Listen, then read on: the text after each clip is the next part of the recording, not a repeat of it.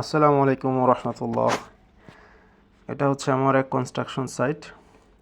আজকে আপনাদেরকে ফুটিংয়ের ডিটেলস বিষয় নিয়ে কিছু আলোচনা করব। একটা ফুটিংস করতে যে কী কী বিষয় আমাদেরকে চেক করতে হবে এই বিষয়গুলো আমরা আলোচনা করব। প্রথমেই আসি ব্লকের কথা। অবশ্যই ইটের পরিবর্তে ব্লক দিতে হবে। আর এই জায়গাটাতে আমরা যেটা করছি সেটা হচ্ছে ব্লকের নিচে আমরা ইটার সলিং করছি। সলিংয়ের নিচে আমরা 1 ফিট পরিমাণ বিটি ভ্যালু ফালানো হয়েছে। এরপর আমরা সলিংয়ের উপর যে জয়েন্টের মাঝখানে যে ফাঁকা জায়গাগুলো ছিল ওগুলো আমরা সিমেন্ট এবং বালু মিশ্রণ করে এই ফাঁকা জায়গাগুলো আমরা পূরণ করে দিছি, যাতে করে আমাদের ঢালাইয়ের যে ওয়াটার সিমেন্ট রেশিওটা যেন ঠিক থাকে। তো এটা হচ্ছে আমাদের মেইন রিজন। তো আজকে আমাদের 12টা ফুটিং আছে এই বিল্ডিংয়ের। তো 12টা ফুটিংই আজকে আমাদের ঢালাই হবে। সো প্রত্যেকটা ফুটিংয়ের সলিং করা হয়ে গেছে এবং প্রত্যেকটা ফুটিংয়ে আমাদের ব্লক দেওয়া হয়ে গেছে। এখন আমাদের 1 বাই 1 আমরা ফুটিং যে খাঁচিগুলো ওগুলো নিয়ে আসা হচ্ছে এবং একটার পর একটা কিন্তু আমরা এখন আমাদের প্রত্যেকটা প্রজেক্টে যেভাবে আমাদের ডিজাইনে দেওয়া ছিল সেই ডিজাইন অনুযায়ী কিন্তু আমাদের এখন ফুটিংগুলো নামানো হচ্ছে প্রত্যেকটা পেজে। তো এগুলো খুব আমাদের ফুটিংগুলো আমাদের ডিজাইন অনুযায়ী করা হয়েছে। চতুর্দিকে মাটাম দেওয়া হয়েছে। আপনারা খেয়াল করে দেখতে পারবেন যে ডিজাইনের যে সাইজ আসছে সেই সাইজই দেওয়া হয়েছে। একটা বিষয় খেয়াল করবেন, ফুটিংয়ে সবসময় আমাদের মেইন রড সেটা অর্থাৎ লং ডিরেকশন যেটা, সেই লং ডিরেকশনের রডটা আমাদের নিচে বসে আর শর্ট ডিরেকশনের রডটা উপরে বসে, যেটা আমাদের স্ল্যাব ডিজাইনের ক্ষেত্রে উল্টা হয়। শর্টার স্প্যানে আমরা মেইন রড হিসেবে ব্যবহার করি, লঙ্গার স্প্যানে আমরা আমাদের যে রডটা সেটা আমরা নিচে উপরে ব্যবহার করি। তো বেজের ক্ষেত্রে উল্টা হয়, সেটা আমরা এখানে ফলো করছি। এরা একটু ভুল করছিল আমার মিস্ত্রিরা, যেটা তারা উল্টা করছিল আর কি। পরে আমি তাদেরকে সংশোধন করে দিই, তখন তারা প্রত্যেকটা খাঁচি চেঞ্জ করে। তো আমাদের মাশাআল্লাহ আমাদের এখানে যে শর্ট কলামগুলো আছে সেই কলামগুলোও মোটামুটি আমাদের এখানে রেডি আছে। প্রত্যেকটা কলামেও আমাদের মাটাম দেওয়া আছে হালকা। এছাড়া আমাদের এখানে যে রিংগুলো আছে রিংগুলোও একদম 135 ডিগ্রি অ্যাঙ্গেলে যেটা হওয়ার কথা, বেন্ড হুকটা, এই হুকটা সেভাবেই আছে। এবং আমাদের কলামের একটা রডও কিন্তু একবারে এক সমান নেই, অর্থাৎ ছোট বড় করা আছে। সবসময় আপনারা খেয়াল করবেন কলামে যাতে করে রডগুলা একটু ছোট বড় করা হয়, সব কলাম যাতে করে এক জায়গায় না থাকে, এই বিষয়টাও আপনারা মাথায় রাখবেন। এটা হচ্ছে আমাদের সবথেকে বড় কলাম, অর্থাৎ মাঝখানের যে বেসটা হবে সেই বেজের যে কলাম এটার আমাদের সাইজটা হচ্ছে 12 বাই 20 ইঞ্চি। তো এই হলো এটা আমাদের যেখানে যে মাটাম এটা হয়, এটাও কিন্তু 40D আমাদের সূত্র অনুযায়ী কিন্তু করা হয়েছে। কলামের যে এটা মাটামটা সেটাও করা হয়েছে। তো এখন আমরা আমাদের বেসগুলোতে রিং বসাবো। অর্থাৎ এখানে রিং বসানোর উদ্দেশ্য হচ্ছে যাতে করে আমাদের কলামটা আমরা সঠিক জায়গায় বসাতে পারি। তো আমাদের দুই পাশে দুইটা তারকাটা, এই তারকাটাগুলো আসলে গ্রিড লাইন, যখন আমাদের আগের দিন গ্রিড লাইন করা হয়েছে সুতা টানানোর পর আমরা বেজের দুই পাশে চতুর্পাশে 4টা তারকাটা দিয়ে রাখছি এবং এই তারকাটাই হচ্ছে আমাদের টোটাল আপনার যে এটা গ্রিড লাইনটা। তো তা না হলে অনেক সময় হয় যে নতুন করে সুতা টানাতে হয় প্রত্যেকটা বেজের উপর দিয়ে, সেখান থেকে সল ফালাতে হয়। তো এটা অনেক সময় ঝামেলা মনে করে অনেকেই। তো এর আগের দিন আমরা এটা করে ফেলছি, যার কারণে আজকে কিন্তু আমাদের নতুন করে আর ওই সুতা টানাতে হয় নাই। যার কারণে আমার বেজের ভিতরে আমাদের যে এটা ছিল, যেখানে আমাদের তারকাটা গাড়া ছিল, সেখান থেকে কিন্তু আমরা সল ধরে আমাদের কলামের সেন্টার কিন্তু আমরা নির্ণয় করতে পারতেছি।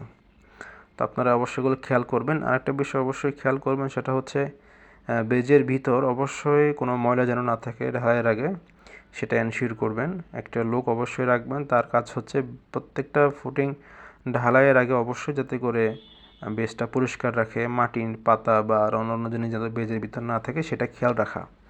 তা আমাদের এই প্রজেক্টের যেহেতু এটা মৌচাকে গাজীপুর, তো মাটি অনেক ভালো, আমাদের যে সয়েল টেস্টের রিপোর্টও অনেক ভালো আসছে মাটি। তো সবই ঠিক ছিল, কিন্তু আমার কন্ট্রাক্টর একটা ভুল করছে, সেটা হচ্ছে যে তারা যতটুকু আমার ফুটিং অর্থাৎ 5 ফিট বাই 5 ফিটের যে আমাদের বেসটা আছে ওটার জন্য তারা 5 ফিটে 5 ফিটই মাটি কাটছে। নর্মালি আমরা 6 ইঞ্চি বা 1 ফিট বেশি মাটি কাটি যাতে করে আমরা বোর্ড বসাতে পারি। তো ওনারা এই ভুলটা করছে, এখানে বোর্ডটা তারা ওই স্পেসটা রাখে নেই। বাট আমি তাদেরকে বলছি যে আমার চতুর্পাশে যাতে করে মিনিমাম 2 থেকে 3 ইঞ্চি যাতে করে আমার এখানেই থাকে, ক্লিয়ার থাকে, এটা এনশিওর করা। সো মোটামুটি ওই জিনিসটা এখানে এনশিওর করা হয়েছে এবং প্রত্যেকটা সাইটেই কিন্তু প্রায় 2 থেকে 2.5 ইঞ্চি ক্লিয়ার রাখা আছে। তো এখানে একটা সমস্যা হয়, সেটা হচ্ছে অনেক সময় মাটি কাটা যদি ঠিক না হয়, সুন্দর না হয়, সেই ক্ষেত্রে ক্লিয়ার বেশি থাকে। দেখা গেছে যে এক জায়গায় 4 ইঞ্চি 5 ইঞ্চি 8 ইঞ্চি পর্যন্ত ক্লিয়ার অনেক সময় থাকে। তো এতে করে যেটা হয় সেটা হচ্ছে ওই জায়গাটাতে আমার ঢালাই বেশি লাগে। সো ঢালাই বেশি লাগার কারণে এটা কিন্তু মালিকের কিন্তু লস হয়ে যায়, ওখানে কিন্তু অনেক পরিমাণ কনক্রিট বেশি লাগে। তো এই জন্য বোর্ড যদি ব্যবহার করা হয় সেই ক্ষেত্রে কিন্তু ওই এক্সট্রা কনক্রিটটা কিন্তু আর এখানে ইউজ হয় না। সো এই ব্যাপারটা অবশ্যই মাথায় রাখবেন, চেষ্টা করবেন বেস ঢালাইয়ের ক্ষেত্রে অবশ্যই বোর্ড ইউজ করার জন্য। সো সেটাই এই প্রজেক্টে সেটা করা হয় নাই আনফর্চুনেটলি। তাছাড়া মোটামুটি আমি সন্তুষ্ট, নিজেও চেক করে আসছি। মোটামুটি এদের প্রত্যেকটা বেজ এবং এখানে যে সমস্ত কাজগুলো যেগুলো আছে যেভাবে বলছি সেভাবেই তারা এগুলো করছে। তো সেভাবেই আর কি এখানে করা হয়েছে।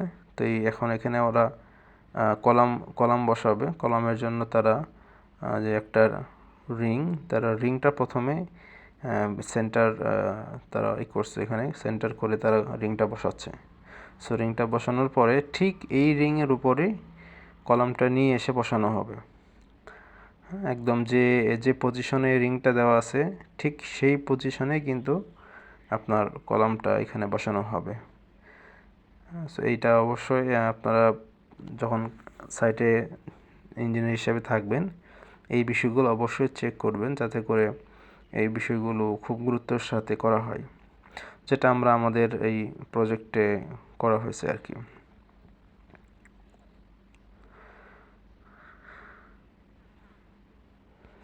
আরেকটা বিষয় ইম্পর্টেন্ট, সেটা হচ্ছে বাইন্ডিং যে করা হয়, এই যে গুণা দিয়ে যে বাইন্ড করা হয়, এটা অনেক সময় মিস্ত্রিরা খামখেয়ালের বশত তারা হাত দিয়ে বাইন্ড করে। সো এই ব্যাপারটা অবশ্যই মাথায় রাখবেন, যাতে করে হুক ব্যবহার করে অনেকেই সাইটে অনেকে এটাকে আইকা হিসাবেও ব্যবহার করা হয়। তো তারা যাতে করে এই আইকা দিয়ে যাতে করে বাইন্ডিংটা করে। একটা বিষয় খেয়াল করবেন আপনারা, দেখেন এখানে যে রিংটা বসানো হয়েছে রিংয়ের নিচে কিন্তু এক্সট্রা রড দেওয়া হয়েছে। এই রড দেওয়ার মেন রিজন হচ্ছে আমাদের রিংটা যেটা বসানো হয়েছে এক পাশে রিংটা একটা রডের উপর পড়ছে, আরেক পাশে কিন্তু ওটা কিন্তু ক্যান্টিলিভার হয়ে গেছে। তো যাতে করে রিংটা পরিপূর্ণ সাপোর্ট পায়, সেই সাপোর্ট পাওয়ার জন্য কিন্তু এখানে এক্সট্রা যে রড, ওই রডটা কিন্তু রিংয়ের নিচে দিয়ে পরিপূর্ণ সাপোর্টটা কিন্তু পাওয়ার জন্যই কিন্তু এই কাজটা করা হয়েছে। সো এই ব্যাপারগুলো অবশ্যই আপনারা বেশ কিছু জিনিস ছোটোখাটো ব্যাপার আছে যেগুলো অবশ্যই আপনারা খেয়াল করবেন। হ্যাঁ, তো আমাদের মোটামুটি এখন বেজের যে রিং বসানোর কাজ শেষ। এখন হচ্ছে আমাদের রড যে এটা শর্ট কলামটা, তো শর্ট কলামটা নামানো হচ্ছে। তো এখন এই শর্ট কলামটা ঠিক রিং যেভাবে বসানো হয়েছে ঠিক ওইভাবেই কিন্তু আপনার শর্ট কলামটা এখানে বসানো হবে। এবং অবশ্যই শর্ট কলাম বসানোর পর আপনারা শল দিয়ে ডেফিনেটলি চেক করবেন যাতে করে আমাদের এই কলামটা একদম স্ট্রেট থাকে, একটু আঁকা বাঁকা যেন না হয়, তা না হলে কিন্তু পরবর্তীতে সমস্যা হবে, এই কলামটা কিন্তু বাঁকাই উঠবে। সো চতুর্দিক দিয়ে শল দিয়ে অবশ্যই আপনারা চেষ্টা করবেন এটা ঠিক রাখার জন্য। আর কলামের আমাদের যে মাটাম আছে, যে এক্সট্রা যে এটা কিন্তু অবশ্যই আমাদের যে 40D যে ফর্মুলাটা আছে ওই ফর্মুলা দিয়ে আপনারা ইউজ করবেন। 16 মিলির জন্য 40D যা আসে, 20 মিলির জন্য 40D যা আসে, অনেক সময় এটা আপনারা এনশিওর করবেন যাতে করে আমাদের এটা অনেক বড় থাকে। আমাদের এখানে মোটামুটি আমাদের কলাম কমপ্লিট হয়ে গেছে। এখন আমাদের একটা কাজ বাকি আছে, সেটা হচ্ছে পলি দেওয়া। তো এখন অলরেডি পলি আমরা দিয়ে ফেলছি এই কলামটাতে। তো এই কলামের কাজ এখন মূলত এটা কাস্টিংয়ের জন্য রেডি করা হয়েছে আর কি। তো একটু পরেই আমরা কাস্টিং শুরু করব এই কলামটাতে। আমাদের মেশিন আনা হয়েছে, মালামাল যা আছে এগুলো সব আনা হয়ে গেছে। তো আমরা এখন 1 বাই 1 অবশ্যই আপনারা কাস্টিং করার সময় মিক্সার মেশিন এগুলো সব খুব খেয়াল করবে যাতে করে মিক্সচার মেশিনটা ঠিক থাকে, এবং ঢালাইয়ের সময় যাতে করে অবশ্যই মিক্সার মেশিন দিয়ে আপনারা মিক্সার মেশিন দিয়ে রেশিওটা ঠিক করবেন, হাতে কোনো ঢালাই দেবেন না। আর অবশ্যই ভাইব্রেটর মেশিনটা সাথে রাখবেন। ভাইব্রেটর মেশিন এটা অবশ্যই খুবই গুরুত্বপূর্ণ, তা না হলে কিন্তু তো যাই হোক, সবাইকে ধন্যবাদ আমাদের ভিডিওটি দেখার জন্য। যদি ভিডিওটি দেখে আপনারা উপকৃত হন বা কিছু শিখতে পারেন, তাহলে অবশ্যই আমাদের এই ভিডিওটি শেয়ার করবেন এবং আমাদের চ্যানেলটি সাবস্ক্রাইব করে রাখবেন। ইনশাআল্লাহ কনস্ট্রাকশন রিলেটেড আরও ভালো ভালো ইনফরমেশন আপনাদেরকে দেওয়ার চেষ্টা করব। সবাইকে ধন্যবাদ। আসসালামু আলাইকুম ওয়া রাহমাতুল্লাহ।